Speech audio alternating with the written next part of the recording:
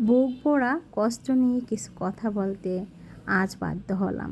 আমরা আসলে প্রকৃত মমিন নয়।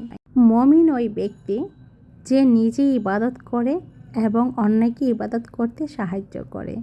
শিক্ষকতা এমন একটা জিনিস যেটা আমরা হালালভাবে করার চেষ্টা করি। সেখানে একটা বোন আজকে আমাকে কল করে বলতেছে, জানেন আমাকে নিয়ে আজকে এরকম একটা ঘটনা হয়েছে। আমি ওই বাসায় প্রতিনিয়ত পড়াইতে যাই, কিন্তু আমি 15 মিনিট হাতে নিয়ে যাই যাতে আমি নামাজ পড়ি। নামাজটা পড়ার কারণে যাতে ওর পড়ার কোনো ডিস্টার্ব না হয়। সেখানে আমি প্রতিনিয়ত নামাজ পড়তাম।